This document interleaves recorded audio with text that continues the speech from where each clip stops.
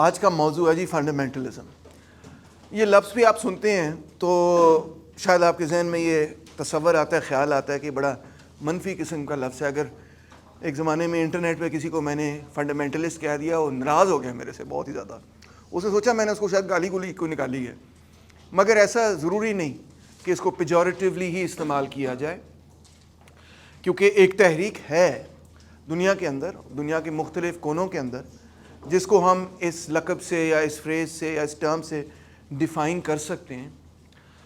اس fundamentalism کی term کو سمجھنے کے لیے شاید اس کا جو اس کے ارد گرد جو سیاق و سباق ہیں ان کو سمجھنا بہت ضروری ہے, جو کانٹیکسٹ ہے اس کو سمجھنا بہت ضروری ہے. سیموئل ہنٹنگٹن نے 1993 کے اندر ایک آرٹیکل اور پھر ایک کتاب لکھی جس کا نام ہے کلیش آف سویلائزیشنز, جس نے بڑی کنٹروورسی پیدا کی. لوگ اس کو آج تک ڈسکس کر رہے ہیں. ہم ایکیڈیمکس اکثر یہی کہتے ہیں کہ اگر آپ نے کوئی ایسی کتاب یا مضمون لکھا ہے جس کو 20-30 سال بعد بھی ڈسکس, میں اس کو گالیاں ہی پڑھ رہی ہوں مگر ڈسکس ہو رہا ہو, تو اس کا مطلب ہے کہ یو ڈن ویل. ٹھیک ہے. تو Samuel Huntington obviously is a very important figure in political science. By the way 1960s میں سیموئل ہنٹنگٹن ایوب خان کو بھی ایڈوائز کرتا رہا تھا, اور پاکستان کے حوالے سے بھی اس نے اپنی کچھ خیالات وغیرہ شیئر کیے ہماری گورنمنٹ کے ساتھ. Anyway, what he's arguing is that religion is the principal defining characteristic of civilization, and civilizations are the ultimate human tribes, and the clash of civilizations is basically a tribal conflict on a global scale.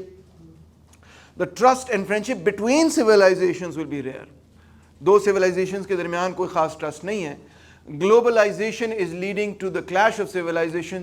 Kin stand by their kin, اور civilization کی definition وہ کرتا ہے in terms of religion. کہ ایک Islamic civilisation ہے, وہ کہتا ہے کرسچن سویلائزیشن ہے, ویسٹرن سویلائزیشن کہہ لیں اس کو. پھر افریقہ کے بارے میں اس کو سمجھ نہیں آتی, میں کیا کروں, بس افریقن سویلائزیشن اس کو بنا دیتا ہے, حالانکہ افریقہ کے اندر تو بہت ڈفرینٹ قسم کے ریلیجنز ہیں. It's a whole continent. اس طرح کر کے وہ 7-8 مختلف سویلائزیشنز بناتا ہے اور کہتا ہے کہ ان کے درمیان لڑائی ہونی. اب دیکھیں نا, کارل مارکس کو آپ نے پڑھا تو اس نے کہا کہ جی فنڈامنٹل ڈویژن جو ہے وہ کلاس کی ہے. ٹھیک ہے. لبرلز کو آپ نے پڑھا تو انہوں نے کہا فنڈامنٹل مسئلہ انڈیویجول فریڈم کا ہے, کہ وہ لوگ ہیں جو انڈیویجول فریڈم کو ختم کر رہے ہیں, ٹیرنی آف دا میجورٹی ہے اور ہم نے انڈیویجول کو آزاد کرنا ہے. کنزرویٹیوز کو پڑھا, انہوں نے کہا جی ٹریڈیشنز اور ہیریٹیج کو ہم نے برقرار رکھنا ہے, اینڈ سو آن. نیشنلسٹ کو آپ نے پڑھا تو انہوں نے کہا جی nation is the most important thing, مگر وہ نیشن کو ریلیجن کے اعتبار سے ڈیفائن نہیں کر رہے تھے, لینگویج کے اعتبار سے ڈیفائن کر رہے تھے. تو اب ہنٹنگٹن صاحب یہ کہہ رہے ہیں کہ نہیں, basically it is defined by religion, civilization, اور مختلف سویلائزیشنز یعنی مختلف ریلیجنز کے لوگ آپس میں دے کانٹ گیٹ along. اگلے دن ہماری بھی ایک ڈبیٹ ہو رہی تھی, and some people were saying کہ can people of different civilizations get along, different cultures get along, اور میں بڑا aggressively شاید argue کر رہا تھا کہ yes they can, right, you may recall that. اور کچھ students کہہ رہے تھے کہ نہیں, there are fundamental differences etc. Well, this is what this particular thesis is about actually. So it's not like what my students were saying and on that particular day is not in the political science literature, but it is that اس دن میرا فرض تھا کہ میں multi culturalism کو defend کروں, سو میں نے اس point of view کو ڈیفینڈ کیا. Obviously یہ جو تھیسس ہے کلاس آف سویلائزیشن کا, یہ ملٹی کلچرلزم کے خلاف ہے, اس کو ریجیکٹ کرتا ہے. ناٹ کہ اس کو ایز این ایسپریشن ریجیکٹ کر رہا ہے, شاید جو ملٹی کلچرلزم کی بات کر رہے ہیں بڑے ویل میننگ قسم کے لوگ ہیں, مگر ہنٹنگٹن ہمیں یہ کہنے کی کوشش کر رہا ہے کہ یہ ہو نہیں سکتا. It's futile, may be it's even counter productive to try and integrate people etcetera. اور یو ایس اے کے حوالے سے بھی جو امیگرنٹ کی پالیسی وغیرہ ہے اس کے حوالے سے کہتا ہے کہ ٹریڈیشنل امریکن لائف کو انڈرمائن کر رہے ہیں اتنے سارے لیٹن امریکہ سے جو لوگ اندر آ رہے ہیں etcetera, right. So not a very difficult thesis to understand at all. اسی کانٹیکسٹ کے اندر جب 2001 کے اندر ورلڈ ٹریڈ سینٹر پہ یہ اٹیک ہوا, ٹیررسٹ اٹیک ہوا, ساتھ پینٹاگون پہ بھی جا کے جہاز لگا, تو اس کے بعد یو ایس ایڈمنسٹریشن میں بہت سارے لوگوں نے کہنا شروع کر دیا, او مائی گاڈ ہنٹنگٹن واز رائٹ. کیونکہ ہنٹنگٹن نے اپنی کتاب میں نہ صرف کلیش آف سویلائزیشنز کی بات کی, بلکہ اس نے یہ کہا کہ ہمارا جو یعنی کہ ویسٹرن سویلائزیشن کا جو لانگ سٹینڈنگ کانفلکٹ ہے نا, وہ بیسکلی اسلامک سویلائزیشن کے ساتھ ہے. کئی کروسیڈز ہو چکی ہیں وغیرہ وغیرہ. تو یہ کولڈ وار کے اندر ہمارا سوشلسٹوں سے جھگڑا ہو گیا اور وغیرہ وغیرہ, یہ سارا سلسلہ ہوا, کولڈ وار ہوئی, سوویت یونین سے جھگڑا ہوا, مگر اصل میں ہماری جو لمبی لڑائی ہے وہ تو مسلمانوں کے ساتھ ہے. اور وہ واپس آ جائے گی دوبارہ کولڈ وار کیونکہ اب ختم ہو گئی ہے. That will be the major fault line in the world. تو جب یہ اٹیک ہوا اس کے بعد تو سب نے کہنا شروع کر دیا یار ہنٹنگٹن تو ٹھیک کہہ رہا تھا, اصل مسئلہ تو سارا یہ ہے, multiculturalism was a failure, Islamic civilization seems to be at war with western civilization. اب کیا کیا جائے, اب اس کے خلاف وار آن ٹیرر کیا جائے, global war on terror. Afghanistan کو آکیوپائی کیا, 20 سال آکیوپیشن چلی.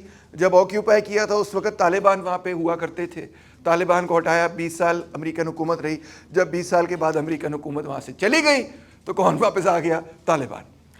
عراق کو آکیوپائی کیا, پہلے بلکہ عراق کو آکیوپائی کیا, اور عراق بیچارے کا کوئی تعلق ہی نہیں تھا ورلڈ ٹریڈ سینٹر کی بومبنگ کے ساتھ یا اس ٹیررسٹ کیس کے ساتھ. انفیکٹ ان کا کوئی القاعدہ سے لنک نہیں تھا. عراق ابھی آپ دیکھیں گے اس میں کہ وہ تو بیسکلی اس زمانے میں سیکولر کنٹری ہوتی تھی, ان کا تو فنڈامنٹلزم سے کوئی تعلق ہی نہیں تھا, اور لہٰذا ان کا القاعدہ وغیرہ سے بھی کوئی تعلق نہیں تھا. Hundreds of thousands of people died in that Iraq war. بڑی بروٹل قسم کی جنگ تھی, اور اس کے بعد بھی عراق کے حالات بہت ہی خراب رہے, اور کچھ لوگ کہتے ہیں کہ اس کے انفراسٹرکچر کی تباہی کی وجہ سے مزید اور hundreds of thousands of people further suffered as a consequence and died. But نہ تو WTC کے اوپر جو اٹیک تھا اس کے ساتھ ان کا کوئی تعلق تھا, اور نہ ہی ان کے پاس کوئی ویپنز آف میس ڈسٹرکشن نکلے. وہ بھی بہت بڑا جھوٹ ثابت ہوا. اس زمانے میں وہ بڑا کانفیڈنٹلی آ گئے, کرنل پاول وغیرہ جو ہیں UN میں بیٹھ کے کہہ رہے تھے ہمارے پاس بڑی اچھی انٹیلیجنس ہے کہ ان کے پاس ویپنز آف میس ڈسٹرکشن ہے. کنٹری آکیوپائی ہو گئی, ملینز بیچاروں کی زندگی تباہ و برباد ہو گئی, کوئی ویپن آف میس ڈسٹرکشن نہیں نکلا. تو یہ ہے وہ بڑا کانٹیکسٹ جس میں it becomes very important for us to understand what is fundamentalism and perhaps more specifically what is Islamic fundamentalism. کیونکہ یہ جو پوری جنگ گلوبل وار آن ٹیرر کی جا رہی ہے وہ کی ہی جا رہی ہے بیسکلی ریلیجس فنڈامنٹلزم کے خلاف, جس میں پرائمری ٹارگیٹ اسلامک فنڈامنٹلزم, یا at least that is what we are told. ٹھیک ہے, یہ نہیں کہ واقعی یہ ہو رہا ہے, مگر یہ اس کی جسٹیفیکیشن ہے. So we can say very broadly that fundamentalism is a form of religion that upholds belief in the strict literal interpretation of scripture. The fundamentals of the religion میں وہ کہتے ہیں کہ ہم بڑی اسٹرانگلی بلیو کرتے ہیں, اس کو ہم نہیں چھوڑ سکتے. It's a modern religious phenomena. یہ نئی ایک تحریک ہے. ویسے تو ریلیجن بہت پرانی چیز ہے, obviously اس کی اپنی ایک تاریخ ہے, مگر فنڈامنٹلزم کو ہم اس پرانی تاریخ سے کچھ علیحدہ کر کے بھی دیکھتے ہیں, کس طرح ابھی سمجھنے کی کوشش کرتے ہیں. اٹ کین بی یوز پیجوریٹیولی, یعنی کہ آپ اس کو گالی کے طور پہ بھی استعمال کر سکتے ہیں, او یو فنڈو ٹائپ زبان بھی یوز کر سکتے ہیں, مگر ضروری نہیں ہے کہ یہ ایسے استعمال کیا جائے, کیونکہ بہت سارے لوگ اس لیبل کو خود بھی اون کرتے ہیں اور کہتے ہیں یس آئی ایم اے فنڈامنٹلسٹ, کر لو جو کرنا ہے. ٹھیک ہے, تو وہ خود اون کرتے ہیں اس چیز کو. تو اس کیس میں اٹس ناٹ نیسسرلی پیجوریٹیو. اینڈ آپ نے اگر ایک سائنٹیفک اسٹڈی کرنی ایک فینومینا کی تو آپ کوئی تو اس کو نام دیں گے نا, تو وہ بیٹر اور ورس یہی نام دیا گیا ہے. When did it arise? یہ ہے کیا؟ You will be shocked to discover maybe, or surprised at least to discover, کہ فنڈامنٹلزم کی ٹرمینالوجی جو ہے یہ کوئی مسلمانوں نے ایجاد نہیں کی. انفیکٹ یہ پرنسٹن تھیولوجیکل سیمینری ایک لیٹ 19th سینچری میں تھی, جس نے اپنے آپ کو خود کہا کہ وی آر کرسچن فنڈامنٹلسٹس. وہ بڑے فخر سے کہتے تھے یس وی آر فنڈامنٹلسٹ. وہ کہتے تھے یہ دیکھیں جی کرسچینٹی سے یہاں سے شروع کر رہے ہیں, پھر آپ کہتے ہیں Bible is not infallible, man not made in God's image, there are no miracles, no virgin birth, no deity, no atonement, no resurrection. Agnosticism پہ پہنچ کے آخری پوڑی پہ آپ آتے ہیں the descent of the modernist into atheism. تو یہ اس چیز کو جو ہے نا ہم نے روکنا ہے کہ یہ سلپری سلوپ اور پوڑی پہ جو آپ اتری جا رہے ہیں ٹوورڈز ایتھیزم, اس کو ہم نے روکنا ہے. اور اس میں جو سب سے بڑا معاملہ تھا وہ یہ تھا کہ not just in the 19th century مگر اس سے پہلے بھی کئی ایسی نئی ڈسکوری سائنس کری جا رہا تھا جو کہ literal interpretation of the Bible کے کو بہرحال سپورٹ نہیں کر رہی تھی. ایک تھا ڈبیٹ تھی ایک بڑی theological, laws of nature versus the will of God, کہ سائنٹسٹ یہ کہہ رہے تھے کہ جی قدرت کے اپنے اصول و قوانین ہوتے ہیں, لاز ہوتے ہیں, اور میٹر نے اسی طرح ایکٹ کرنا ہے. No matter will always act the way it really matters.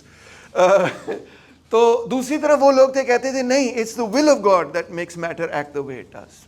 یعنی ایک طرف وہ لوگ ہیں جو کہہ رہے ہیں کہ قدرت جو ہے وہ ایک قسم کی گھڑی کی طرح ہے, جو اس کے اپنی گھڑی کے قوانین ہیں اس نے اسی طرح سے چلنا ہے, اور کوئی اس میں چیز انٹروین نہیں کر رہی اس کو اس طرح سے چلانے کے لیے.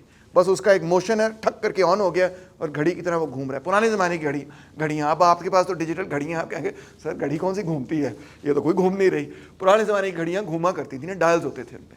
سو میٹر از لائک دیٹ. دوسری ڈبیٹ تھی جیو سینٹریسزم آف دا اینڈ ہیلیو سینٹریسزم والی, وہ جو گیلیلیو والی ڈبیٹ تھی پرانی چلی آ رہی تھی, کہ جو چرچ کا نقطہ نظر تھا وہ یہ تھا کہ the earth is at the centre of the solar system. Age of the world پہ بڑی ڈبیٹ چل رہی تھی کہ اس زمانے میں چرچ کا یہ خیال تھا کہ جو دنیا ہے وہ کچھ 4000-6000 سال پرانی ہے, اس سے زیادہ پرانی نہیں ہے. تو سائنٹسٹ یہ کہہ رہے تھے نہیں تو ملینز آف ایئرس پرانی ہے. اس پہ بڑی ڈبیٹ تھی. اور پھر of course evolution versus Genesis پہ ڈبیٹ تھی کہ چارلز ڈارون نے جب اپنی کتاب لکھ دی اوریجنز آف دا اسپیشیز, تو اس پہ تو ظاہری بات ہے بڑی ڈبیٹ چلی. تو یہ دیکھیں, یہ ان کا اس زمانے میں جو کرسچن فنڈامنٹلسٹ ہیں ان کا ایک یہ headquarters, T T Martin headquarters, anti evolution league, the conflict hell and the high school. یعنی ہائی اسکولس کے اندر اس زمانے کے اندر ایوولوشن بایولوجی کے ٹیچرز وغیرہ نے سائنس کے ٹیچرز نے پڑھانی شروع کر دی. تو جو کرسچن فنڈامنٹلسٹ تھے وہ آرگنائز ہوئے کہ یہ اسکولوں میں نہیں پڑھانی چاہیے. اس پہ بڑے کیس وغیرہ ہوئے, ٹرائلز وغیرہ ہوئے. بہرحال کورٹ نے یہ فیصلہ کیا کہ نہیں, یہ ہم پڑھائیں گے, اور ہم وہ بائبل بھی پڑھائیں گے مگر وہ ہم ریلیجس اسٹڈیز میں پڑھائیں گے, اس کو ایز ہم سائنس نہیں پڑھائیں گے. سائنس میں یہ پڑھائیں گے, اس کو ریلیجس اسٹڈیز میں پڑھائیں گے. اس پہ بڑی ڈبیٹ تھی. وہ کہتے تھے نہیں, یہ آپ سائنس کے نام پہ جو ہے جھوٹ پڑھا رہے ہیں etcetera. So Christian fundamentalists asserted the infallibility of the Bible, of scripture, اور وہ یہ کہتے تھے کہ Genesis, imminent and physical second coming of Jesus Christ, Christ's virgin birth, resurrection and atonement, یہ سب چیزیں میٹافر نہیں ہیں. کیونکہ جو ماڈرنسٹ تھے, کرسچن ماڈرنسٹ, وہ اکثر یہ کہتے تھے کہ یہ محاورتاً باتیں کی جا رہی ہیں. اب انہوں نے یہ کہنا, اوریجنلی تو سب کرسچنز یہ کہتے تھے کہ of course this is literally true, مگر بعد میں جب سائنٹیفک ڈسکوریز ہوئی تو لوگوں نے کہنا شروع کیا کہ دس از میٹافورکلی ٹرو. تو اس پہ خیر باری ڈبیٹ تھی. سو اس کے نتیجے میں, اسی کی کنٹینیوٹی میں آپ دیکھ سکتے ہیں کہ آج بھی امریکہ کے اندر جو کرسچن فنڈامنٹلسٹ موومنٹ ہے وہ بڑی تگڑی موومنٹ ہے. آپ حیران ہوں گے سن کے, وہ بڑی تگڑی موومنٹ ہے. American Christian fundamentalist Jerry Falwell and Pat Robertson declared that the attack on September 11th was a judgment of God for the sins of secular humanists. Secular لوگوں نے جو کیا نا, اس کی وجہ سے یہ مسئلہ پیدا ہوا سارا جو ہے, اور ہیومنسٹ بھی. Italian organization called the People's Movement stigmatized secularized Christians as Catholic communists. ٹھیک ہے کہ یہ سارے بڑے ایتھیسٹ ہیں, کمیونسٹ ہیں, عجیب و غریب قسم کے لوگ ہیں. Fundamentalism in the USA was rooted historically in the American South, and the depression of the 1929 was also seen as a sign of God's vindictive punishment on an apostate America as well as a sign of Christ's imminent return. تو اس زمانے میں 29 میں جب depression ہوئی, انہوں نے کہا یہ بھی is a sign from God. But American Christian fundamentalists like Jerry Falwell and Pat Robertson declared that the attack on September 11th was a judgment from God, etc. اور یہ دیکھیں, یہ پیٹ رابرٹسن کی کرسچن کولیشن ہے. You cannot imagine how powerful this organization is. It's huge. They have a budget of 25 million every year. 1.7 million members ہیں ان کی organization کے. ان کی ویلتھ کا اندازہ آپ اس طرح سے کر سکتے ہیں کہ 75 to 97 million tax free profit ان کی آرگنائزیشنز جنریٹ کرتی ہیں, and so on. Robertson owns the Christian Broadcasting Network, and in his view only Christians and Jews are qualified to run the government. یعنی وہ سیکولر لابی کے خلاف ہیں, وہ کہتے ہیں یہ ایتھیسٹ مسلمز وغیرہ ان کو نہیں ہونا چاہیے گورنمنٹ میں. Of course they deny the separation of church and state. وہ کہتے ہیں چرچ اینڈ اسٹیٹ کی سیپریشن نہیں ہونی چاہیے. اور ان کی politics generally right wing politics ہے. مثال طور پہ دے سپورٹڈ اپارتھائڈ ساؤتھ افریقہ. جب نیلسن مینڈیلا اپارتھائڈ کے خلاف لڑ رہا تھا تو یہ لوگ جو تھے وہ اپارتھائڈ کے حق میں آرگیومنٹس دیا کرتے تھے. اور of course they are very strongly supportive of Zionism and Israel. تو انفیکٹ وہ آپ نے ایپیک لابی وغیرہ کا بہت سنا ہوگا ذکر, اس کا نہیں سنا ہوگا. These people are more powerful than AIPAC lobby even, because they have the numbers. APEC does not have the numbers. These are the people who have brought huge outreach in America. کبھی آپ امریکہ تو نہیں رہے ہوں گے, مگر اگر میں رہا ہوں انڈر گریجویٹ میں وہاں سے کہ وہاں آپ ٹی وی آن کریں نا, تو جس طرح یہاں وہاں پہ جو پہلے کو 5-6 چینل ہوتے ہیں نا, 5-10 چینل, وہ ان کے ہوتے ہیں اور ان کی ملینز میں ویورشپ ہوتی ہے. ان کو کہتے ہیں ٹیلی ایونجلسٹس. اور وہ جب اپنی ٹی وی پہ اپنی تقریر وغیرہ کرتے ہیں اور پھر کہتے ہیں کہ ہمیں پیسے بھیجو, تو یو کی ناٹ امیجن لوگ فلڈ کر دیتے ہیں ان آرگنائزیشنس کو ود منی. بہت لوگ پیسے بھیجتے ہیں. تو they are very very strong, very rich, very strong. And of course they are very anti feminist, تو ویریولنٹلی اینٹی فیمنسٹ. ٹھیک ہے. So they are the main force behind what's called the pro life campaign. Pro life campaign یہ ہے کہ if somebody says I'm pro life, then they are saying کہ voluntary abortion کو ختم کیا جائے. They're not saying all abortion. Obviously medically جو اگر کوئی ڈاکٹر کہے کہ جی ماں خطرے میں ہو جائے گی یہ وہ, that they're okay with. But abortion as a choice, pro choice کے وہ بالکل خلاف ہے. وہ یہ بھی کہتے ہیں the AIDS epidemic is a result of the liberal, modernist and humanist lifestyle choices وغیرہ. تو اور obviously LGBTQ وغیرہ کے بھی بہت سا خلاف ہیں. تو وہ اگر آپ آن لائن کبھی جائیں اور LGBTQ کے خلاف جو ولاگز وغیرہ بنتے ہیں تو وہ اکثر وہاں کی Christian not all of them obviously, مگر اکثر وہاں کی کرسچن فنڈامنٹلسٹ موومنٹ سے ہی بنتے ہیں. اچھا, پھر جوئش فنڈامنٹلزم. اگرچہ شاید آپ کا یہ خیال ہو کہ زائنسٹ موومنٹ بذات خود ایک فنڈامنٹلسٹ موومنٹ ہے, but you will be surprise to discover کہ زائنسٹ موومنٹ ایک فنڈامنٹلسٹ موومنٹ نہیں ہے. انفیکٹ وہ ایک سیکولر موومنٹ تھی اور فنڈامنٹلسٹ سے ڈفرینٹ موومنٹ تھی. جو فنڈامنٹلسٹ موومنٹ ہے اب انہوں نے زائنسٹ کو بڑے اسٹرانگ طریقے سے جوائن کر لیا ہے, اور وہ زائنسٹ کی ایکسٹریم لابی ہے, آپ کہہ لیں ایکسٹریم رائٹ ونگ لابی ہے. اس میں ہے دا گش ایمونم وچ is the block of the faithful. وہ یہ کہتے ہیں کہ ہمیں اسرائیل جو 1948 یا کے بارڈرز وغیرہ میں بنا ہوا ہے صرف وہ نہیں ہمیں چاہیے. وہ یہ کہتے ہیں یونائٹڈ نیشنز نے جو کہا 2 اسٹیٹ سولوشن ہمیں وہ نہیں چاہیے, بلکہ وہ کہتے ہیں کہ ہمیں biblical concept of the land of Israel چاہیے. کہ بائبل میں, ان کے بائبل میں, اولڈ ٹیسٹمنٹ میں یعنی کہ تورا میں جو اسرائیل کی بارڈرز ہیں ہم نے وہاں تک بارڈر بنانا ہے. ٹھیک ہے. تو اس میں وہ موجودہ بارڈر سے باہر جارڈن وغیرہ بھی شامل ہے اینڈ سو آن. اور جو انلیگل سیٹلمنٹس ہوتی ہیں ان ایریاز میں جہاں پہ جو پیلسٹینین ایریاز ہیں ان سے بھی جو پیش لوگ ہوتے ہیں وہ اکثر اس تنظیم سے ہوتے ہیں, اور وہاں کے جوئش فنڈامنٹلسٹ اس میں بڑا پیش حصہ لیتے ہیں. ایک دلچسپ بات آپ کو اور بتاؤں گا کہ یہ ایک فنڈامنٹلسٹ موومنٹ ہے, جوئش فنڈامنٹلسٹ موومنٹ, جو پرو زائنسٹ جوئش فنڈامنٹلسٹ موومنٹ. ایک الٹ جوئش فنڈامنٹلسٹ موومنٹ ہے جو اینٹی زائنسٹ ہے. وہ بھی اتنے آرتھوڈاکس قسم کے جوز ہیں, جو سخت کٹر قسم کے جوز ہیں. وہ کہتے ہیں ہمارے بائبل مقدس میں تو یہ لکھا ہے کہ Jews will only go back to Zion on the day of resurrection. یوم قیامت کے روز ہم واپس زائون جائیں گے. سو اگر اس سے پہلے کوئی واپس جانے کی کوشش کر رہا ہے زائون تو وہ ہماری بائبل کے خلاف جا رہا ہے. یعنی کہ وہ ایک اپنے بائبل سے, اولڈ ٹیسٹمنٹ سے, تورات سے ہی جسٹ آرگیومنٹ نکالتے ہیں کہ یہ زائنسٹ موومنٹ غلط. اور مزید وہ یہ کہتے ہیں کہ یہ تو ریپرزینٹ ہی نہیں کرتے جودائزم کو, کیونکہ یہ تو سارے سیکولر ہیں جو کہ وہ تھے اس زمانے میں.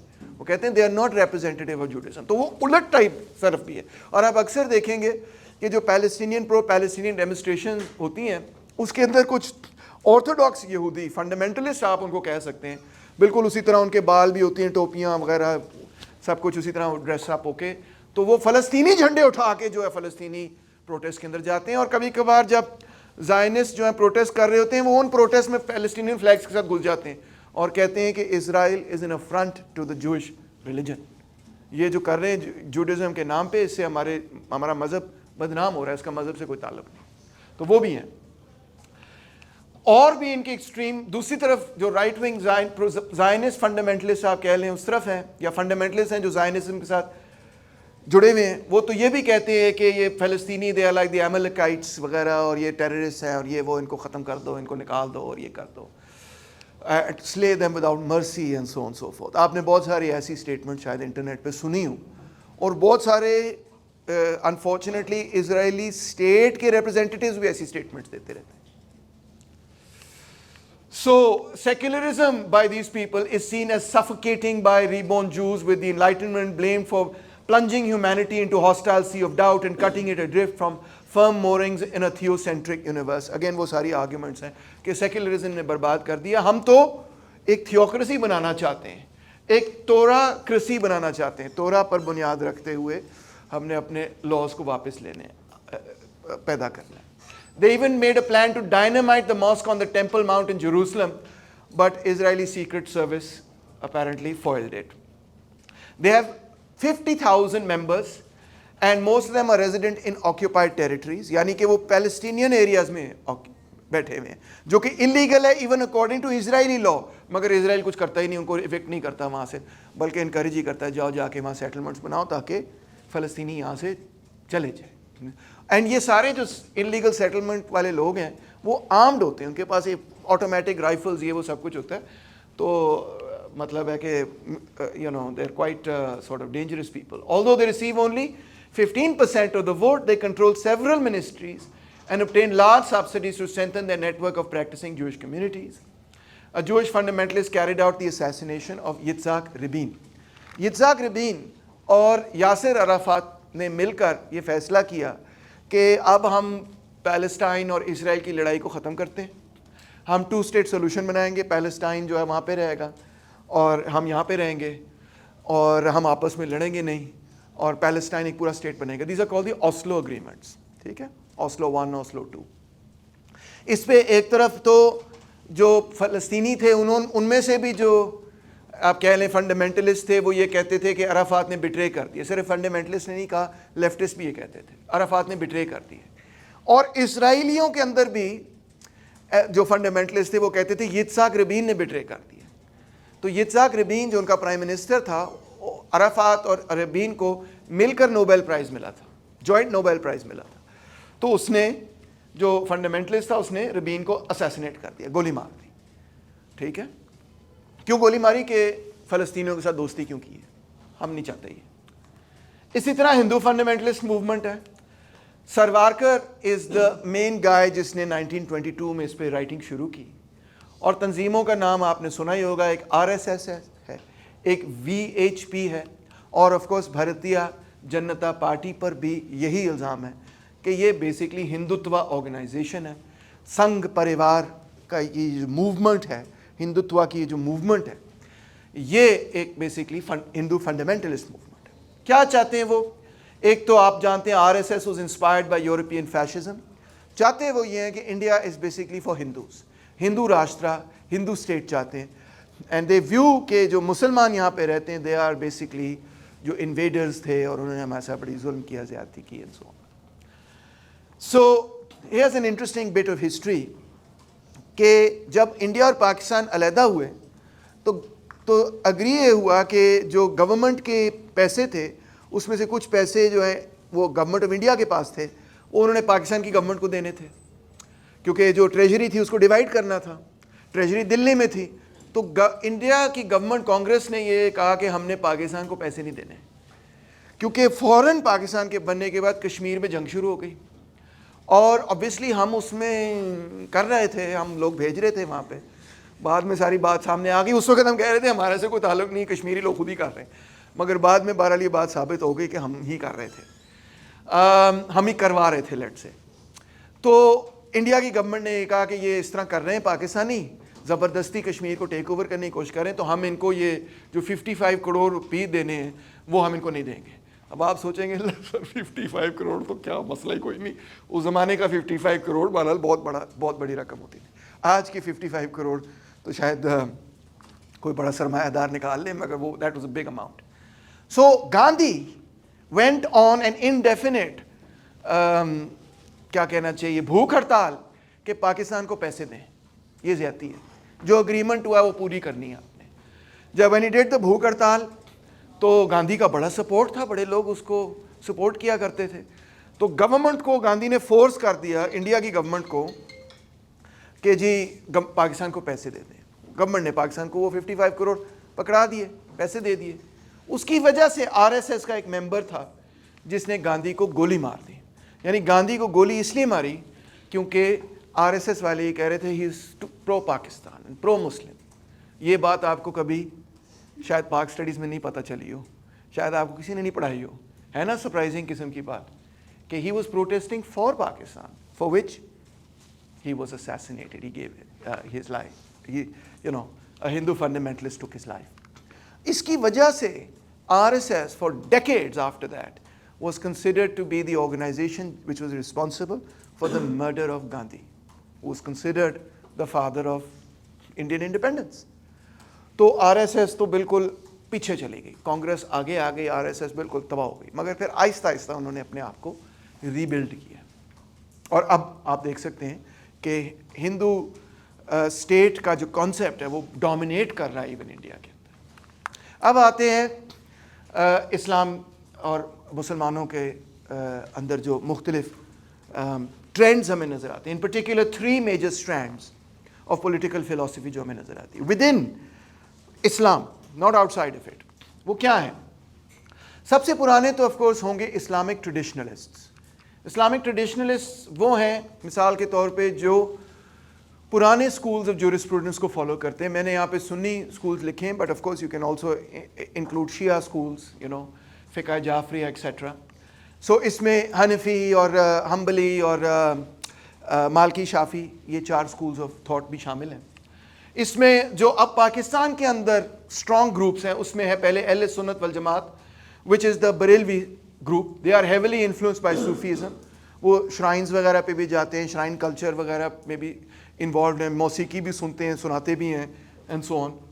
Ahmad Raza Barelvi is one of their most influential writers, and today they are represented by the Tehreek-e-Labbaik Pakistan.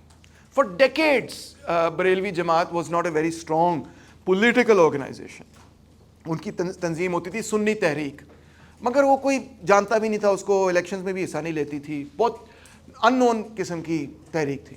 اب this is now in the last decade اور سو کہ دا Barelvis have become very well organized as a political party and started to win lots and lots of votes. So TLP ان کی جماعت ہے. دوسری ہے جی Deobandi. They are a movement that began here at the Darul Uloom at Deoband, and وہ حنفی فقہ کے لوگ ہیں اور انہوں نے یہ ادارہ بنایا اور درس نظامی وہ اپنے مدرسوں میں پڑھاتے ہیں. درس نظامی is a syllabus that was created in 1748. آج بھی جو دیوبندی مدرسے ہیں اس میں درس نظامی ہی پڑھایا جاتا ہے with some small changes, مگر مین فوکس اسی چیز پہ ہے. اینڈ ٹوڈے ان کی جو سیاسی پارٹی وہ ہے JUI, جمعیت علماء اسلام, مولانا فضل الرحمان کی پارٹی. پھر سب سے چھوٹا faction amongst the not amongst the obviously the Shias are a major faction as well, تحریک نفاذ فقہ Jafaria etcetera.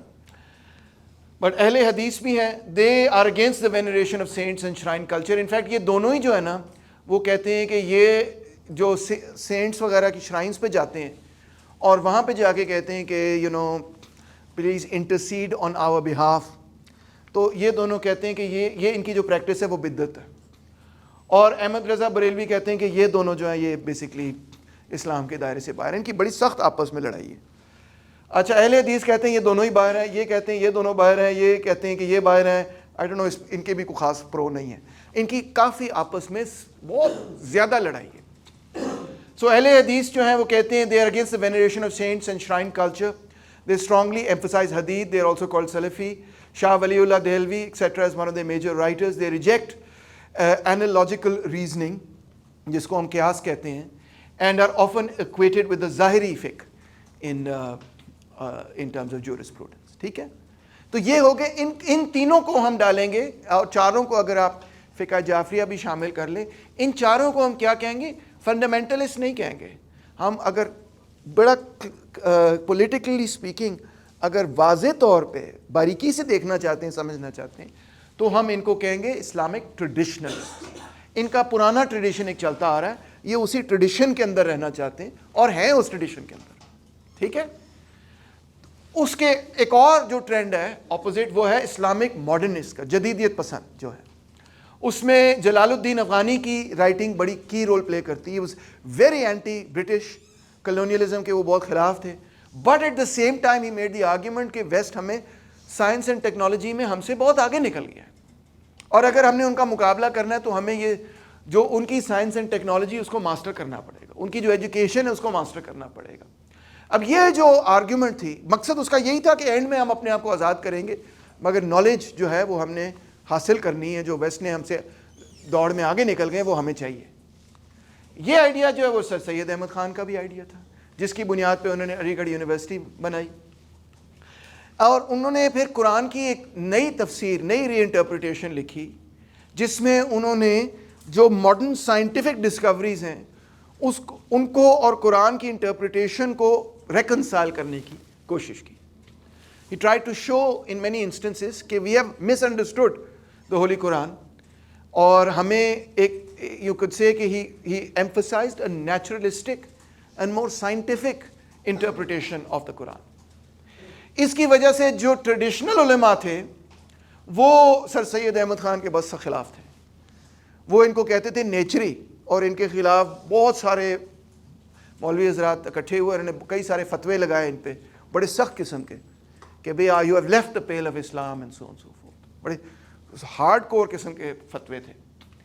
But anyway he continued. And another great Islamic modernist is of course Allama Iqbal, who again blamed کہ Islamic civilisation کی جو decline ہے, he said it's because of blind تقلید. تقلید کا مطلب ہے کسی نقل بھی تقلید وہی ایک ہی روٹ ورڈ ہے.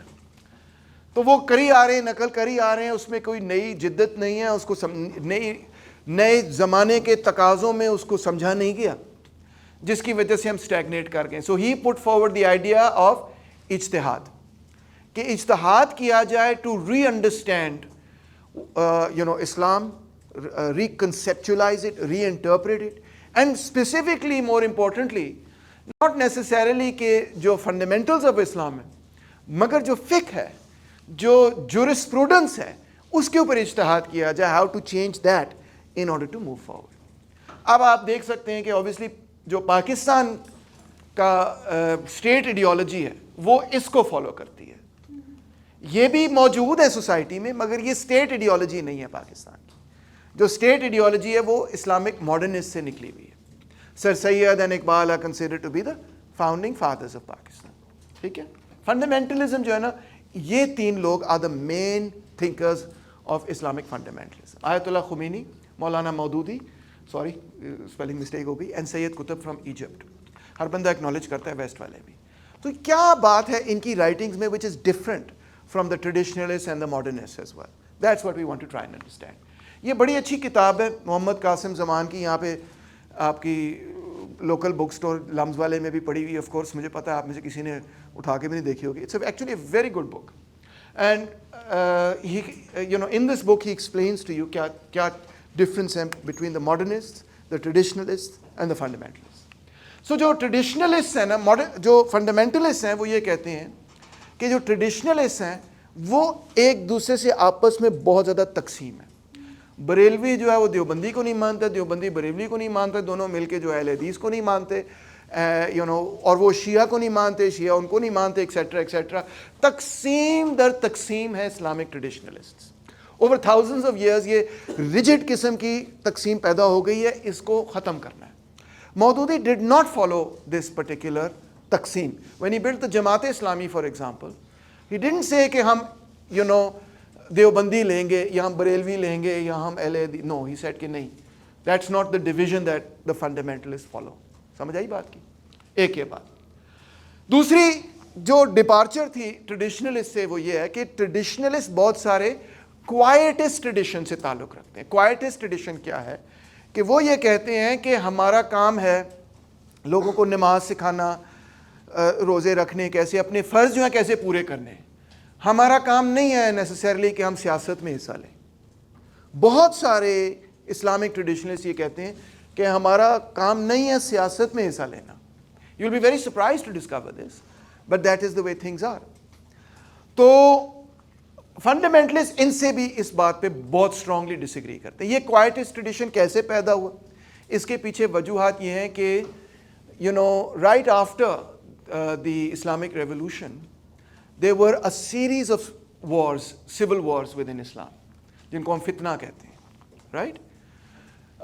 ان سول وارز کے نتیجے کے بعد اتنی ساری وارز دیکھنے کے بعد ایک انٹرپریٹیشن یہ آئی کہ ڈزنٹ میٹر کہ جو خلیفہ ہے جو اس وقت رول کر رہا ہے وہ آپ کے انٹرپریٹیشن کے حساب سے چل رہا ہے یا نہیں چل رہا, آپ اپنے 5 فرض پورے کریں and leave the government to the governing people and that's that. اس کو ہم کہتے ہیں کوائٹسٹ ٹریڈیشن. یہ ایک سلوشن پریزنٹ کیا گیا تھا تاکہ جو سول وارز ہو رہی تھیں ان کو اب دبا دیا جائے. مثال طور پہ انہوں نے یہ کہا کہ all the 4 first خلیفاز are rightly guided, راشدین, اور ہمیں ان کے درمیان کوئی اسٹیٹمنٹ ججمنٹ نہیں دینی چاہیے. all the صحابہ are dear to us, اور ان کے درمیان ہمیں کوئی یہ اسٹیٹمنٹ نہیں دینی چاہیے کہ he was right and he was not right etc. we should not be involved in that in any way. یہ وہ ٹریڈیشنلسٹ بہت امپورٹنٹ پوائنٹ آف ویو تھا جو کہ اس پوائنٹ آف ویو سے پریزنٹ کیا گیا کہ سول وار ختم کی جائے, جو بھی حکومت میں ہے let it be. This is a very very important debate in political Islam, اور rather the political philosophy of Islam as it developed. تو جو فنڈامنٹلسٹ تھے نا وہ اس کوائٹسٹ پوائنٹ آف ویو کو کے اپوزٹ اپنا پوائنٹ آف ویو دیتے تھے. اگر آپ نے کبھی مولانا وحید الدین کی کتابیں پڑھی ہوں تو ان کی اور مودودی صاحب کے درمیان جو ڈفرینس آف اوپینین کو آپ کبھی اسٹڈی کریں تو وہ یہی ہے that he is from that older tradition of the quietist tradition. Okay, so they argued that Islam was a complete code of life. This phrase is introduced by them. Traditionalist میں یہ freeze نہیں ملتا, not because they don't think that's true, but because they just take it as a given. مگر یہ freeze اس لیے introduce کیا گیا کہ ان کی آرگیومنٹ یہ تھی کہ کیپٹلزم اور سوشلزم اور چیزیں, اور ہمارے پاس ان دونوں سے اور باقی سب چیزوں سے بھی ایک ڈسٹنکٹ اسلامک پولیٹیکل سسٹم ہے, اکنامک سسٹم ہے, فیملی سسٹم ہے اور سوشل سسٹم ہے, ان سب سے مختلف ہے. یہ بھی ایک جس کو کہنا چاہیے نا ون آف دا کی تھیسس ہے آف دا فنڈامنٹلسٹ موومنٹ. اور پھر آخر میں یہ کہ جو فنڈامنٹلسٹ ہیں they are not going with the traditionalist علماء, بیکاز ٹریڈیشنلسٹ علماء تو یہ بھی کہتے ہیں کہ وہ ان میں سے تو بہت سارے لوگ یہ کہتے تھے کہ ڈیموکریسی کسی بھی اعتبار سے ہمیں قابل قبول نہیں ہے.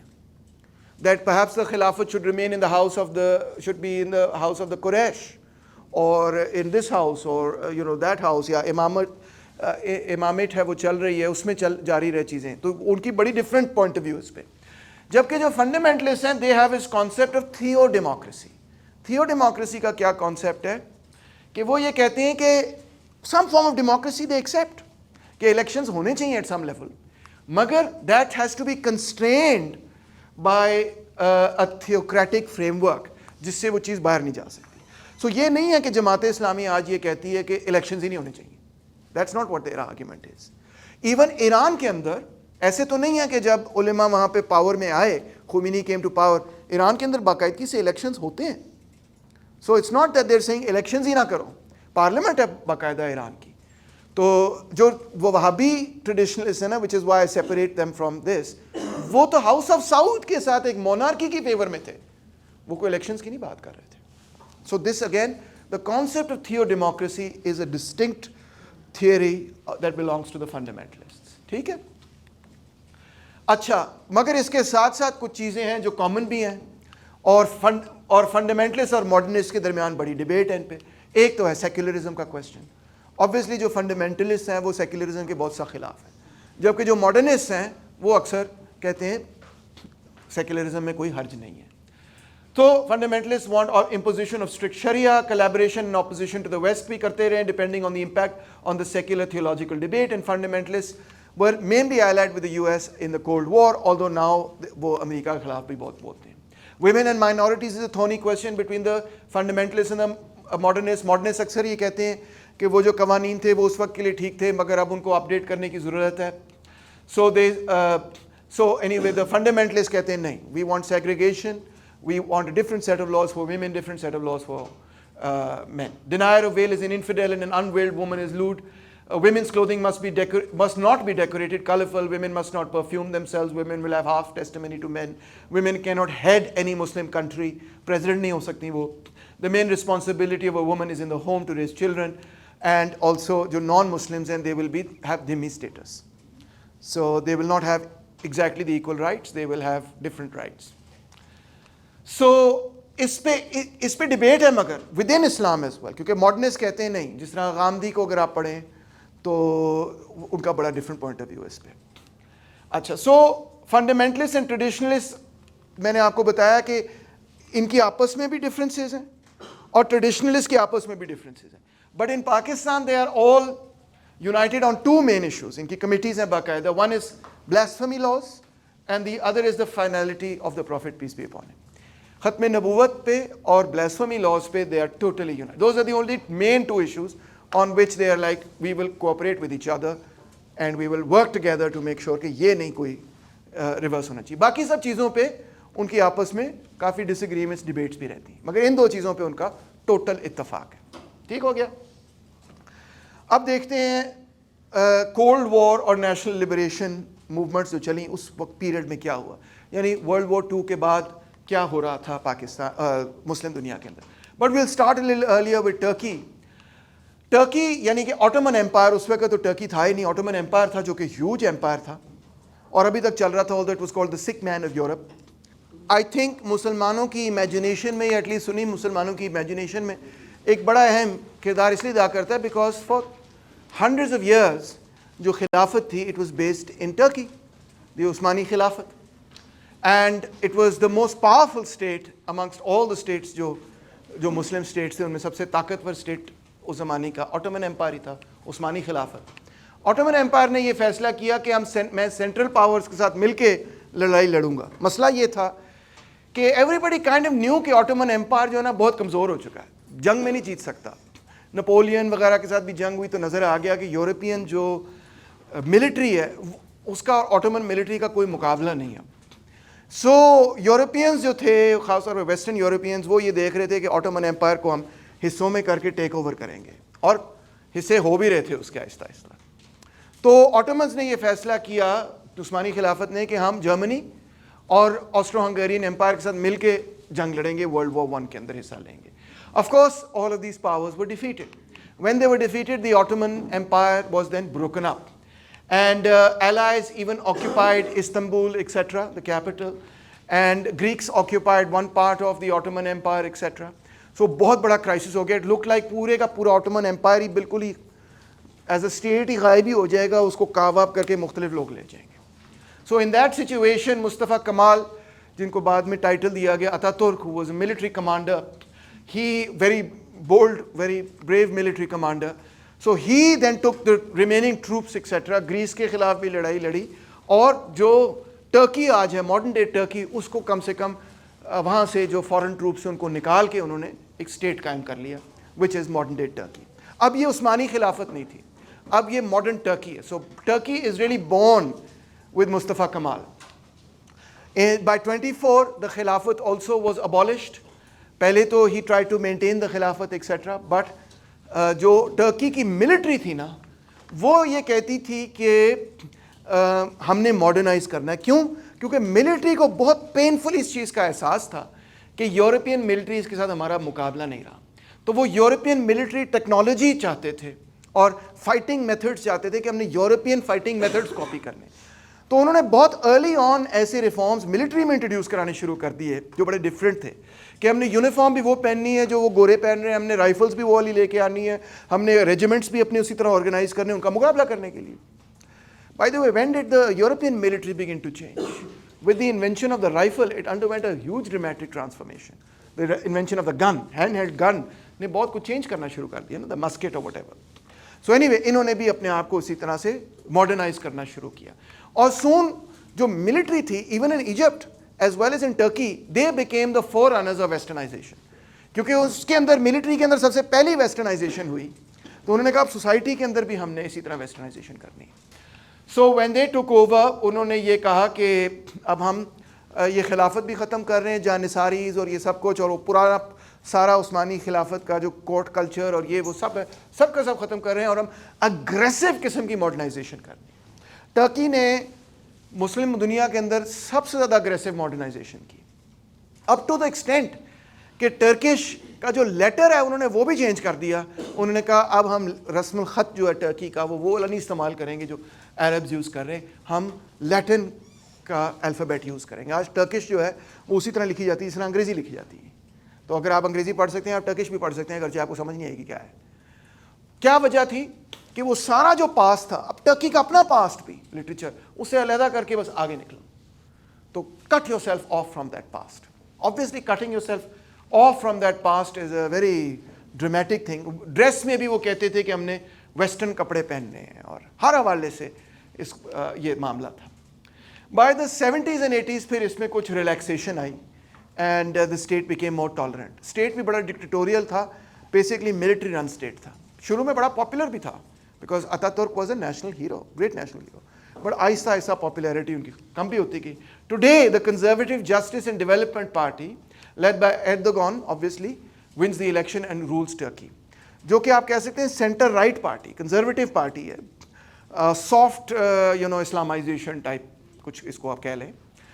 مگر پھر بھی آپ کبھی اگر ٹرکی جانے کا اتفاق ہو تو آپ یہ دیکھیں گے کہ Turkey is still the most westernized and secular Muslim country you are going to find anywhere. Enormously it's very it's more like a European country than like Middle East. اور ٹرکی کے اندر تو زمین آسمان کا فرق آپ کو نظر آئے گا, یہ بہت ڈفرینٹ کلچر ہے دونوں کا. By the 1950s something very important began to happen. وہ یہ چیز تھی کہ انڈونیشیا کے باندونگ کے اندر ایک بڑی کانفرنس ہوئی جس میں تھرڈ ورلڈ کنٹریز کے مختلف لیڈر اکٹھے ہوئے. اس میں نہرو یہ کھڑے ہیں, یہ کوامی نکروما ہے, یہ گمال عبد الناصر ہے, ایجپٹ کے اندر جمال نہیں وہ بولتے گمال بولتے ہیں, یہ سکارنو ہے, اور یہ جوزف برونز ٹیٹو ہے جو کہ یوگوسلاویا کا پریزیڈنٹ تھا. یہ ان لیڈرز کی میٹنگ ہوئی اور انہوں نے یہ کہا کہ ہم ایک نان الائنڈ موومنٹ بنانا چاہ رہے ہیں. نان الائنڈ موومنٹ کا مطلب یہ کہ نہ تو ہم سوویت یونین کے ساتھ ہیں نہ ہم امریکہ کے ساتھ ہیں, ہم دونوں کے ساتھ نہیں ہیں, مگر ہم بیچ میں سے اپنا رستہ نکالیں گے, دونوں کا تھوڑا تھوڑا فائدہ اٹھاتے. ٹھیک ہے, ہم نان الائنڈ ہیں. اچھا, امریکہ بادشاہ یہ چاہتا تھا اس وقت کہ یہ نان الائنڈ رول کا کیا چکر ہے, یہ وداس اور اگینسٹ اس والا معاملہ تھا ان کا. تو وہ نان الائنڈ موومنٹ کو کہتے تھے کہ یہ تو بیسکلی کمیونسٹ فرنٹ ہے. نہرو کو بھی وہ کہتے تھے یہ بھی کمیونسٹ ہے. اس بیچارے کو تو قوامی نکروما کو CIA کے کو میں ہٹا دیا. ناصر کے بھی بڑے سخت خلاف تھے. سکارنو کو سہارتوں نے اوور تھرو کیا. کہتے ہیں 500,000 to 1 ملین کمیونسٹوں کا انڈونیشیا کے اندر 1965 میں قتل عام ہوا. تو اور ٹیٹو تو خیر Yugoslavia, tattoo was actually allied with NATO against the Soviet Union, but خیر وہ ایک علیحدہ کہانی. سو اس کے خلاف, بانگدونگ کے خلاف اور نان الائنڈ موومنٹ کے خلاف امریکہ نے بھی اپنا الائنس بنایا. اس کا نام تھا سینٹو. سینٹو میں ایران بھی تھا, جارڈن بھی تھا, عراق بھی تھا, پاکستان سے بھی ہے کیسا سینٹو میں. ہمیں بھی بڑی ایڈ اسسٹنس وغیرہ ملی کہ ہم جو ہے نا ان کے خلاف لڑیں گے, اور خاص طور پہ مصر کے خلاف. تو CENTO was basically aimed against Egypt in the Middle East. اسی طرح ایک اور پیکٹ میں بھی ہم چلے گئے جس کا نام تھا سیٹو. سیٹو جو تھا وہ basically People's Republic of China کے خلاف تھا, ویتنام وغیرہ. تو ہم we are allied with the United States on this. ٹھیک ہے, بعد میں اور مونارکیز بھی آ گئیں, سعودی عربیہ یہ وہ. اور جو اسلامک فنڈامنٹلسٹ موومنٹ تھی مختلف مسلمان ملکوں کے اندر, وہ بھی بیسکلی اس نان الائنڈ موومنٹ کے خلاف تھی. اور کولڈ وار میں وہ امریکہ کے ساتھ allied تھے. وہ کہتے تھے کمیونزم تو دہریت ہے, اور وہ تو پھر بھی اہل کتاب ہیں, تو ہم وہ ادھر چلے جائیں گے کیپٹلسٹ کے پاس, مگر ان کے پاس نہیں جانا. ٹھیک ہے. سو ایجپٹ کی ہسٹری بڑی دلچسپ ہے. 1918 کے اندر ایک پارٹی بنی جس کا نام تھا دا وفد پارٹی. یہ نیشنلسٹ تھی, ماڈرنسٹ تھی, سیکولر تھی, اور بڑی سخت اینٹی برٹش بھی تھی. ایجپٹ کے اندر برٹن کی اپنی پریزنس تھی اس وقت. وہ کہتے تھے برٹش کو دفاع کرو یہاں سے. اور بہت بڑا ایک ایشو ایجپشنز کا یہ تھا کہ وہ نہر سوئز کنال جو تھی وہ ایجپشنز فرینچ نے مل کر بنائی تھی وہاں پہ.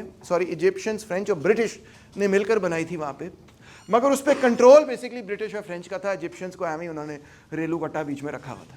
اور جب ایجپشنز یہ کہتے تھے کہ یہ سوئز کنال ہماری ہونی چاہیے. So it was Egypt's most popular party. اور انہوں نے کئی دفعہ کوشش کی کہ کنگ فاروق جو مونارکی تھی وہ ہٹ جائے. Egypt was run as a مونارکی. وہ مونارکی کے خلاف تھے. وہ کہتے تھے ہمیں ایک کانسٹیٹیوشنل ڈیموکریسی چاہیے. تو بڑی اس کے لیے انہوں نے جدوجہد کی. مگر 52 کے اندر ایک بہت انٹرسٹنگ چیز ہوئی, اور وہ یہ تھی کہ فوج جس کے بارے میں آلریڈی آپ کو بتا چکا ہوں وہ بڑی ویسٹرنائزڈ ہو چکی تھی, ٹرکی کی بھی اور ایجپٹ کی بھی. کیوں کیونکہ انہوں نے ویسٹرن فوجوں کا مقابلہ کیا تھا نا نپولین کے پیریڈ کے اندر, ان کو پتا تھا یہ بہت سپیریئر ہے ہم سے, تو وہ اپنے آپ کو ماڈرنائز کرنا چاہتے تھے. تو Egyptian army basically took over in 52. Why they took over? کیونکہ 48 کے اندر 7 مسلم ملکوں نے اسرائیل پہ اٹیک کیا. جب اسرائیل نے یہ کہا کہ ہم universal declaration of independence announce کرتے ہیں, تو 7 مسلم ملکوں نے اٹیک کیا. ابھی ریاست بنی تھی. اسرائیل نے 7 مسلم ملکوں کو شکست دے دی. جب وہ شکست ہوئی تو ہر ملک کے لوگوں نے یہ سوچا کہ 7 ملکوں نے مل کر اٹیک کیا, اب سب کو شکست ہو گئی, یہ کیسے ہو گیا؟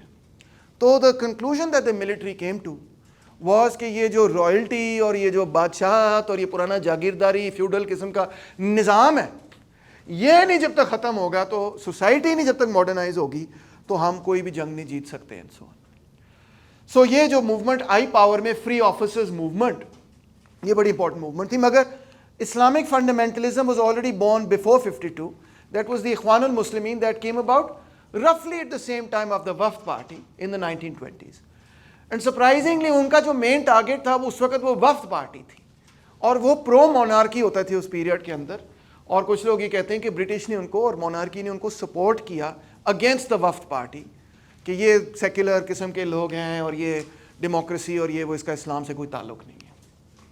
52 میں اب کیا ہوتا ہے کہ یہ جب king Farouk is overthrown and the military leadership moves very quickly. پہلے تو جو نئے آفیسرز ہیں اور اخوان المسلمین کی کافی دوستی ہے, دے آر ورکنگ ٹوگیدر, خلاف نہیں ایک دوسرے کے شروع کے پیریڈ کے اندر. Then Nasser moves in 56 to nationalise the Suez canal. اب تو جس کو کہنا چاہیے نا the dash hits the fan والا مسئلہ ہو گیا. امریکہ کہہ رہا ہے کہ وہ کی ہو گیا. برٹن جو ہے اس نے کہا ہم تو جنگ کر دیں گے, فرانس نے کہا ہم جنگ کر دیں گے, اسرائیل نے کہا ضرور جنگ کرو, ہم بھی آپ کے ساتھ جنگ کر دیں گے. 56 کے اندر 3 کنٹریز نے مل کر مصر پر اٹیک کر دیا. مصر کی دفاع میں سوویت یونین آ گیا. انہوں نے خبردار ایجپٹ کو اٹیک کیا, اگر ایجپٹ کو اٹیک کیا تو ہم اسرائیل کو اٹیک کریں گے. اور بلکہ صرف اسرائیل کو نہیں, اس نے کہا ہم لندن کو اور پیرس کو بھی اٹیک کر دیں گے. ایجپٹ از آور ایلائی, ناصر از آور ایلائی, آپ نے اس کو چھیڑنا نہیں. اوئے ہوئے انٹرنیشنل کرائسس بن گیا. برٹن اور فرانس کو رکنا پڑ گیا کہ یہ تو ورلڈ وار 3 ہو جائے گی. تو اس کی وجہ سے Nasser won in that particular conflict, اور سوئس کنال ایجپشنس کی ہو گئی. برٹش اور فرینچ کو وہاں سے اس نے پاسے مار دیا. اوئے اس کے بعد تو آپ اندازہ نہیں کر سکتے, ناصر تو ہیرو بن گیا. یہ پہلی دفعہ تھا کہ برٹش اور فرینچ کو اتنی بڑی شکست ہوئی ہو مسلمانوں کی کسی گورنمنٹ کی وجہ سے. It was a huge thing. So Nasser became a huge hero. But now ironically, on the one hand, the Americans now decided that Nasser is a troublemaker. اور اس کو ہم نے سیدھا کرنا ہے. So they decided now to support Israel. یہ 56 کے بعد American policy did a full swing, change. And they came behind Israel. اور انہوں نے فل اسرائیل کو فائنینس کرنا شروع کیا, ان کی آرمی کو بلڈ اپ کرنا شروع کیا ود دس انٹینشن کہ ایجپٹ کو جو ہے نا گرانا ہے. ایجپٹ بھی اور سیریا بھی اس کے اندر شامل ہو گیا. اچھا, تو یہ بن گئے پیکٹس. اب یعنی کہ یہ تھے جو سوویت یونین کے ساتھ تھے, ایجپٹ اور سیریا, اگرچہ یہ کمیونسٹ نہیں تھے ایز سچ, یہ بیسکلی ایجپشین نیشنلسٹ, سیرین نیشنلسٹ, یا مور ایکوریٹلی ان کو کہنا چاہیے یہ پین عرب سوشلسٹ تھے. اس سے میری مراد یہ کہ یہ کہتے تھے کہ جو عربی جتنے لوگ بولتے ہیں نا ان کو ایک ملک بنا لینا چاہیے, اور وہ ملک کچھ حد تک سوشلسٹ ہوگا, کیونکہ سوشلزم کے ذریعے ہم بڑی تیز اکنامکلی جو ہے کیچ اپ کر سکتے ہیں ود دا ویسٹ. آج کل تو آرگیومنٹ یہ دی جاتی ہے کہ سوشلزم اکنامکلی سکسیزفل نہیں ہے. اس وقت لوگ کہتے تھے سوویت یونین کو دیکھ کے کہ یہ سوشلسٹ اکانومی جو ہے کیپٹلسٹ سے سپیریئر ہے, بڑی جلدی آپ جمپ مار جاتے. اچھا, اب کیا ہوا کہ جو اخوان المسلمین تھی وہ ناصر کے خلاف ہو گئی. انہوں نے کہا نہیں, یہ تو سیکولرزم کی طرف جا رہا ہے, تو سوشلزم کی طرف جا رہا ہے, سوویت یونین سے دوستی, یہ سب چیزیں خراب ہیں. انہوں نے ناصر کو اسیسینیٹ کرنے کی کوشش کی, گولیاں ماری, وہ بچ گیا کسی طرح. جب بچ گیا تو سید Qutub which is who is over here, اس کا ٹرائل ہوا, اور ٹرائل کرنے کے بعد اس کو گلٹی قرار دیا گیا اور اس کو سزائے موت دے دی گئی, اور اخوان المسلمین بین ہو گئی. اس بین کو obviously اب آپ اندازہ کر سکتے ہیں کہ the West now began to support اخوان المسلمین against Gamal Nasser and the Free Officers Movement. اور سعودی عربیہ بھی اس میں شامل تھا, وہ بھی امریکہ کے ساتھ الائنڈ تھے, تو وہ بھی مسلم برادرہڈ کو سپورٹ کر رہے تھے. مسلم brotherhood went into exile in Saudi Arabia, اور ناصر کی فال کے بعد they came back into Egypt with Sadat. That was in the 70s. So Egypt کے اندر فنڈامنٹلسٹ کا اور جو ایجپشین پین عرب نیشنلسٹ تھے یا ایجپٹ میں رہنے والے پین عرب نیشنلسٹ تھے, ان دونوں کی بڑی آپس میں لڑائی رہی. دوسرا Iraq and Syria. Syria is really the one of the birth places of what we call pan Arab socialism. اور دلچسپ بات پین عرب سوشلزم کے بارے میں یہ ہے کہ اس میں کرسچنس کا بھی, عرب کرسچنس کا بھی بڑا اہم کردار تھا.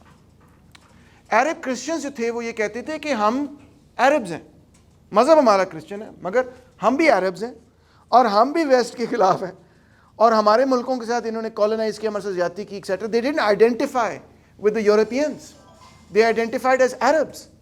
تو ہم ایک موومنٹ بناتے ہیں جو سیکولر ہوگی, اس میں کرسچن بھی ہوں گے, اس میں مسلم بھی ہوں گے, اس میں شیعہ بھی ہوں گے, اس میں سنی بھی ہوں گے, اس میں دروز بھی ہوں گے, اس میں ہر نیشنلٹی کے اسماعیلی بھی ہوں گے وغیرہ, ہر ریلیجن کے لوگ ہوں گے. What will be the common factor کہ وہ جو عربی زبان بولتا ہے وہ اس کو ہم اکٹھا کریں گے, ایک ملک بنائیں گے. تو اس بیسس پہ ایک پارٹی بنی کالڈ دا باتھ پارٹی. ٹھیک ہے, it was secular, it was modernist and it was oriented toward socialism, مگر this is not a communist party. In fact ان کی اور کمیونسٹ پارٹیوں کی بڑی آپس میں لڑائی بھی رہی. سو Baathists came to power in Iraq and Syria. حالانکہ عراق اور سیریا دونوں میں کمیونسٹ بھی بہت اسٹرانگ تھے اور کہیں کہیں کمیونسٹ اقتدار لے تھے. بلکہ آپ نے سوال پوچھا سیریا کا, تو سیریا کی جو گورنمنٹ تھی ان کو یہ ڈر تھا کہ communist are coming to power, they going to take power. تو پھر انہوں نے ایجپٹ سے کہا تم آپ ہمارے ساتھ ملیں, otherwise communist are going to take power. تو ایک UAR کے پیچھے یہ بھی دلچسپ قسم کی وجہ تھی. تو سیریا کا بڑا ڈیپ کانفلکٹ اسرائیل کے ساتھ اس لیے کیونکہ وہ اس کے بارڈر پہ ہے, اور اسرائیل نے ان کی کافی ساری ٹیریٹری 67 وار کے اندر گولان ہائٹس کی ٹیک اوور کی ہوئی ہے. So Syria had very strong relations with the USSR, and بہت ساری جو آرمز وغیرہ اور فائنینسز وغیرہ جو مڈل ایسٹ کے اندر جاتے تھے to the pro Soviet states and pro Soviet movements, they would often go through Syria. Of course اور جگہوں سے بھی, but Syria was a very important player in this. So Islamic fundamentalist جو عراق اور سیریا کے تھے وہ باتھس کے خلاف تھے. وہ کہتے تھے یہ سیکولر بھی ہیں, یہ سوویت یونین کے ساتھ الائڈ ہیں, سوشلسٹ ہیں, دہری ہیں, یہ ہیں وہ ہیں. اچھا, ان کے دو امپورٹنٹ فگرز باتھس کے عراق میں Saddam Hussein. Saddam Hussein was a member of the Baath party, and similarly Hafez al-Assad and Bashar al-Assad جو اس کا بیٹا ہے, they are also basically from the Baath party. تو باتھ پارٹی اور military بڑے آپس کے اندر قریبی تعلقات ان کے تھے, and they maintain power by maintaining power as a party but as also the military. So anyway US نے پہلے صدام کو یوز کیا. جب ایرانین ریولوشن ہوا تو صدام سے انہوں نے کہا کہ تم ایران پہ جنگ کر لو تو ہم تمہیں سپورٹ کریں گے, فکر نہ کرو. تو صدام نے کہا ٹھیک ہے. 8 سال جنگ چلی. کہتے ہیں کہ millions of people died in that war, millions of people on both side. 8 سال جنگ چلی. کسی کو کیا ملا؟ ٹھٹھو بھی نہیں ملا, دونوں کو کچھ نہیں ملا فرینکلی اسپیکنگ.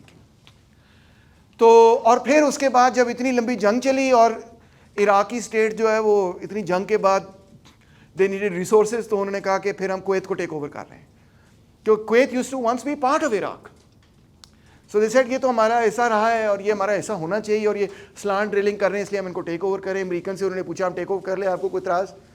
امریکن نے بیسٹ نہیں کہ کچھ اس طرح سے جواب دیا, وہ کلیئر جواب نہیں دیا. اب وہ کہتی ہے کہ میں نے تو کلیئر جواب دیا تھا, مگر وہ کہتے ہیں کہ اس نے تو کہا کر لو, تو ہم نے کر لیا. بعد میں امریکہ نے کہا اوے خبردار, اور امریکہ نے پھر عراق پر اٹیک کر دیا. اور عراق کا تو پھر جو قیمہ نکالا وہ آپ سب نے دیکھ ہی لیا کہ millions, hundreds of thousands lost their lives in the actual conflict, مگر آگے میں ملینز آف لوگوں کی زندگی برباد ہوئی. اور وہاں پہ اب عراق کے اندر سیکٹیرینزم اتنا سخت ہے, اتنا ایکسٹریم ہے جس کی حد کوئی نہیں. ادھر پرو ایرانین ملیشیا ہے, ادھر آئسس ملیشیا, ادھر وہ ملیشیا, ادھر یہ militia. It's a big royal mess. Iran 51 میں Iran which was under the Shah, the Pahlavi dynasty, Reza Shah etcetera, وہ ان کی پارلیمنٹ بھی تھی, اس میں الیکشن ہوا تو نیشنل فرنٹ ایک پارٹی تھی, وہ الیکشن جیت گئی. یہ محمد مصدق کی پارٹی تھی, یہ لیفٹسٹ تھے, تھوڑے نیشنلسٹ قسم کے leftist. Iranian nationalist leftist, communist نہیں تھے مگر لیفٹسٹ تھے. لیفٹسٹ تھاٹ کی ویو چل رہی تھی مڈل ایسٹ میں, آپ دیکھ ہی سکتے ہیں, میں آپ کو دکھا ہی رہا ہوں. یہ جب اقتدار میں آئے تو انہوں نے کہا کہ جو اینگلو پرشین آئل کمپنی ہے جس میں ایران کے صرف 16% شیئر تھے, اس کو نیشنلائز کرو. ہمارا تیل لے جا رہے ہیں ہم سے اور ہمیں اس میں سے ٹھٹھو بھی نہیں دے رہے. تو اس مصدق نے اس کو نیشنلائز کر دیا. جب نیشنلائز کر دیا, آپ اندازہ کر سکتے ہیں کہ برٹن تو بڑا سا خلاف ہو گیا, وہ برٹش کمپنی تھی. تو MI6 اور CIA, اب CIA نے کہا کہ برٹن نے کہا کہ اب ہم تو تھوڑے کمزور ہو گئے ورلڈ وار 2 کے بعد اور یہ سارے مسئلے, تو آپ ہماری مدد کریں. تو CIA نے کہا کیوں نہیں. CIA نے بھی مدد کی, مگر پھر CIA نے کہا ہن ساڈی واری, تسی ریٹائر ہو جاؤ, ٹھیک ہے نا. تو CIA began to play the major role in it. تو انہوں نے کو کیا, مصدق کی گورنمنٹ گرا دی. وہ بھی بڑی دلچسپ قسم کی کہانیاں ہیں کہ کیسے انہوں نے پہلے کو کرنے کی کوشش کی. جو پہلا اٹیمپٹ تھا کو پہ, اس میں مصدق بڑا چلاک نکلا, بڑا عقل مند نکلا. جب کو کرنے وہ وہاں پہ آئے تو اس کے گھر پہنچے, mister Musadiq you are under arrest. کسی نے کہا کرنل شرنل ہے جو بھی تھا, تو مصدق نے بڑے کام لکھا, no sir you are under arrest. جھاڑیوں میں سے بندے نکلا ہے, انہوں کو پکڑ لی. ان کو پہلے ہی پتا تھا کہ یہ کو کرنے جا رہے ہیں. جھاڑیوں میں سے فوج اس کے پرو مصدق بندے نکلا, انہوں نے ان کو اریسٹ کر کے فارغ کر دی. پھر انہوں نے اور طریقے سے مصدق کی گورنمنٹ کو انڈرمائن کیا کہ انہوں نے لوگوں کو پیسے دینے شروع کر دیے کہ اس کے خلاف جلسے جلوس کر ہی جاؤ, کیوس پیدا کر دو. تو اتنا کیوس پیدا ہوا کہ بہرحال پھر 53 کے اندر انہوں نے کوک کر کے گورنمنٹ کو گرا دیا. تو Shah of Iran was back in the saddle, he introduced. اچھا, اس کو میں دی علماء sadly did not support Musadiq, they supported the Shah of Iran. they were pro the coup. Again وہی مسئلہ تھا, یہ سوشلسٹ ہے, کمیونسٹ ہے, دہریہ ہے, یہ ہے, وہ ہے, جو بھی ہے. So Shah then in 63 introduced something called the white revolution. ایک ریڈ ریولوشن ہے, ایک ہمارے یہاں گرین ریولوشن, یہ اس سے بھی اور چیز ہے, یہ وائٹ ریولوشن. تو وائٹ ریولوشن کیا تھی کہ شاہ آف ایران نے یہ کہا کہ ہم بھی جو ہے نا بڑے, جس طرح کمال عطا ترک نے ماڈرنائز کیا ہے نا, ہم بھی ماڈرنائز کریں گے, ویسٹرنائز کریں گے ایران کو. انہوں نے وہ ویسٹرنائزیشن وغیرہ کی. اس شاہ آف ایران کے خلاف کمیونسٹ بھی اور اسلامسٹ دونوں اکٹھے ہو گئے اور دونوں اکٹھے لڑے. اور اس زمانے میں یہ خیال تھا کہ خیر ہے, دونوں شاید اکٹھے جو ہیں وہ اس کو اوور تھرو کر لیں. مگر جب انقلاب کامیاب ہو گیا تو جو علماء تھے انہوں نے کمیونسٹوں کو کرش کر دیا. جو تودا پارٹی تھی وہ انلیگل ہو گئی ڈکلیئر, ان کے خلاف ٹرائل وغیرہ ہوا اور وہ کرش ہو گئی ٹوٹلی. اس پہ لیفٹسٹ آج بھی کہتے ہیں کہ یہ بڑی مسٹیک ہے, ان کے ساتھ ہمیں ایلائی نہیں ہونا چاہیے. اینی وے, جیسے وہ انقلاب ہوا تو US نے صدام سے کہا اٹیک کر دو ایران پہ. تو وہ اٹیک ہوا, 2 ملین بندہ مر گیا دونوں سائڈس پہ, اندازہ کریں. تو ایران کا جو اب سسٹم ہے is what we'll call a theo democracy. کیوں؟ کیونکہ وہاں الیکشنز ہوتے ہیں, وہاں پارلیمنٹ ہے, وہاں پریزیڈنٹ بھی الیکٹ ہوتا ہے, اینڈ سو آن, سارا سلسلہ چلتا ہے. مگر اس کے اوپر ایک ہے دا کاؤنسل آف گارڈینس اور سپریم لیڈر, جو کہ بیسکلی وہاں کی جو علماء باڈی ہے وہاں سے وہ آتے ہیں. جو علماء کا اپنا ایک پورا سسٹم اور نیٹ ورک اب تو سینکڑوں سالوں سے چل رہا ہے, پورا بڑا ہائرارکیکل سسٹم ہے شیعہ علماء کا. تو ادھر سے وہ الیکٹ ہو کے بندہ لے کے آتے ہیں. وہ جو کاؤنسل آف گارڈینز اور سپریم لیڈر ہے, they can veto any legislation جو پارلیمنٹ میں پاس ہو. کہ اگر وہ ان اسلامک ہے, وہ کہہ سکتے, وہ اگر ان کے خیال میں وہ ان اسلامک ہے تو وہ ٹھک اس کو ویٹو کر سکتے ہیں. یعنی پارلیمنٹ ہے مگر پاورفل نہیں ہے, ٹھیک ہے. یہی تقریباً سسٹم ضیاء الحق نے بھی پاکستان میں انٹروڈیوس کرایا جب انہوں نے council of Islamic ideology introduce کی. کہ اگر کوئی لیجسلیشن پاس ہوتی ہے وہ کاؤنسل آف اسلامک ایڈیالوجی کے پاس جاتی ہے. کاؤنسل آف اسلامک ایڈیالوجی اس کو چیک کرتا ہے, کہتا ہے ٹھیک ہے تو ٹھیک ہے, نہیں ٹھیک ہے تو وہ واپس بھیج سکتا ہے ٹو دا پارلیمنٹ کہ اس کی نظر ثانی کی جائے, اس کو دوبارہ سے دیکھا جائے. یہاں تو خیر وہ اس کو ویٹو کر سکتا ہے, ٹوٹلی اس کو بالکل اڑا سکتا ہے. کاؤنسل آف اسلامک ایڈیالوجی صرف اس کو واپس بھیجتا ہے, ٹھیک ہے. اچھا, آپ چلتے ہیں فلسطین پہ. 1968 میں PLO emerged as a powerful organization. PLO کی کہانی بھی بڑی دلچسپ ہے, مگر مختصر یہ بتاؤں گا کہ عرفات 67 میں ایجپٹ کو ڈیفیٹ ہوئی, رو رہے تھے بیٹھ کے کہ کیا ہو گیا وغیرہ وغیرہ. تو مگر عرفات نے کیا کیا کہ اس نے اپنے لوگوں کو جمع کیا اور اس نے جا کے اسرائیل پہ اٹیک کرنے شروع کر دیے, گوریلا وار شروع کر دی.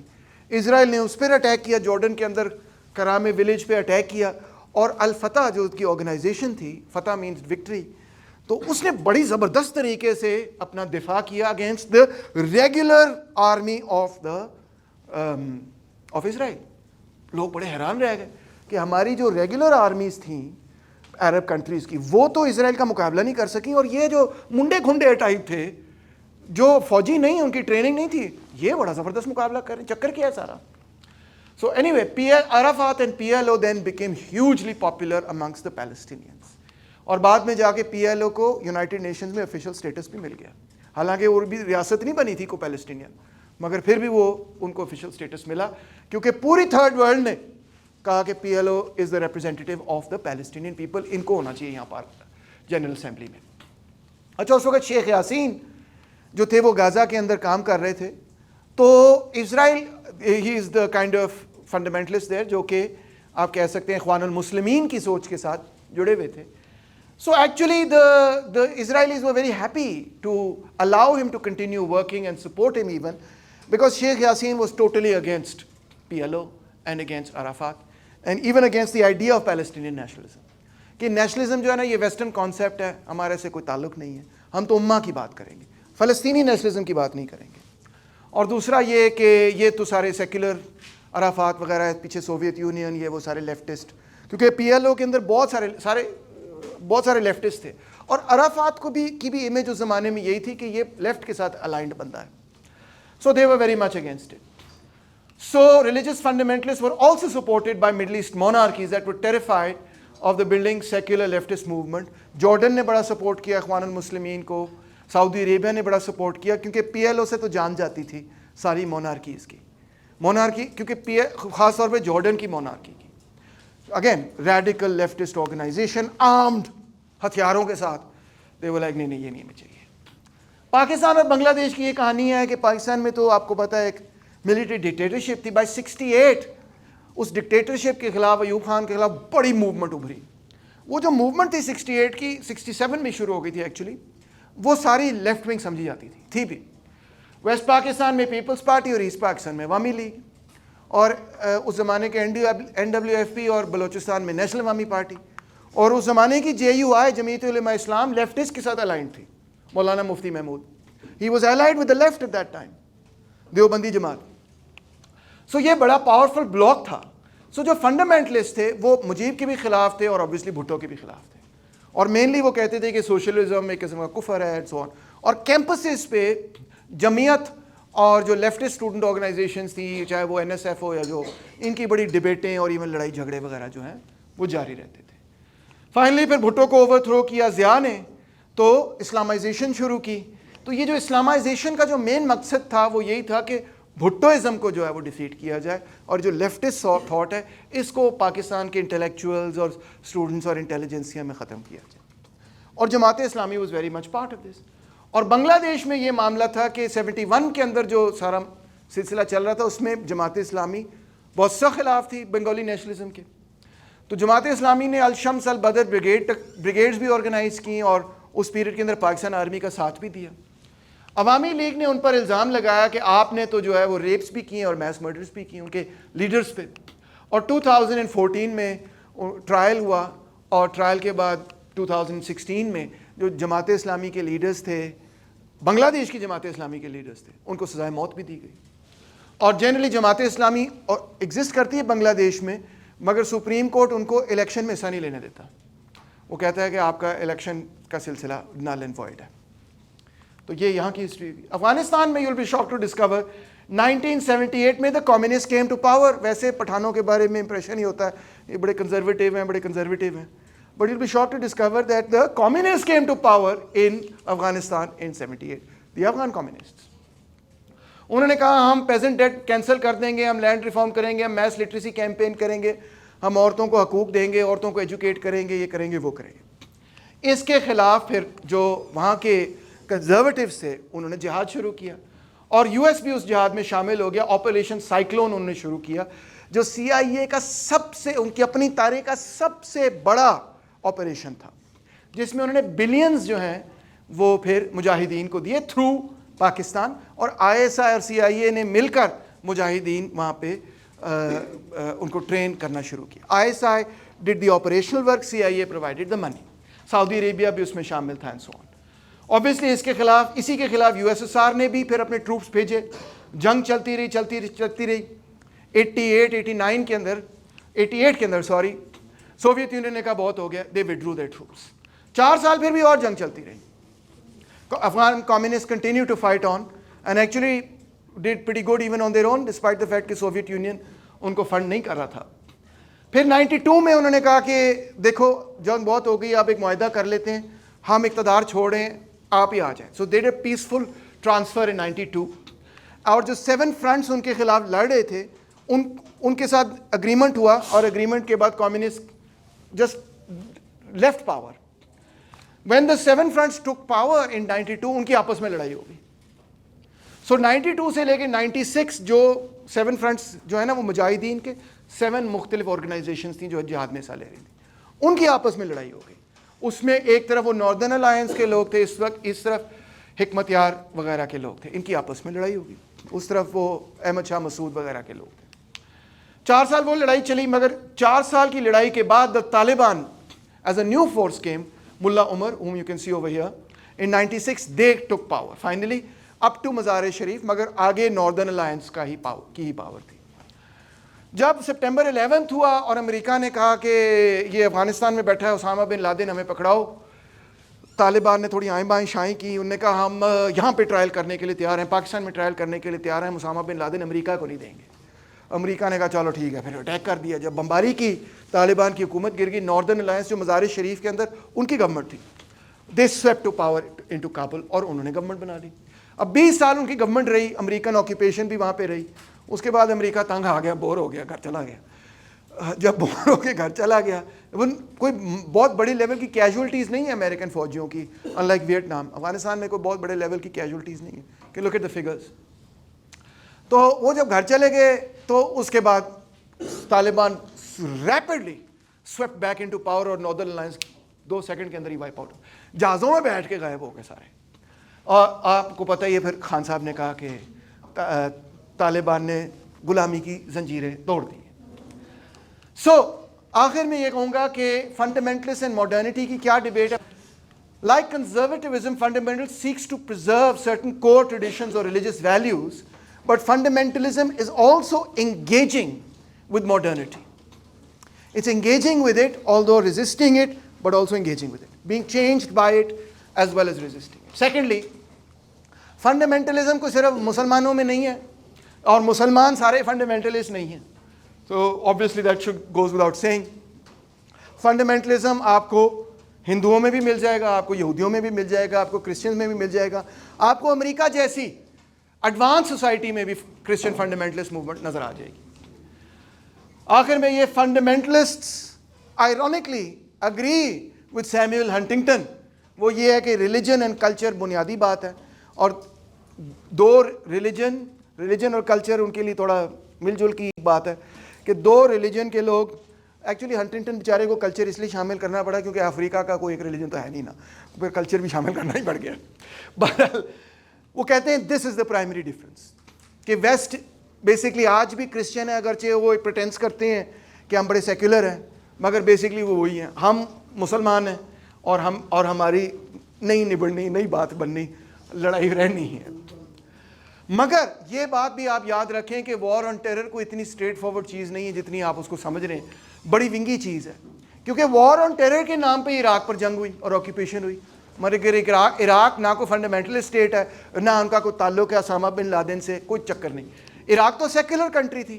لیبیا بھی نہیں ہے, لیبیا سخت خلاف اسلامی فنڈامنٹ, گدافی بڑا سخت خلاف تھا فنڈامنٹلسٹ کے, تو وہ لیبیا بھی کوئی فنڈامنٹل اسٹیٹ نہیں تھا, سیکولر اسٹیٹ کی کیٹیگری میں ڈالیں گے. سیریا بھی سیکولر.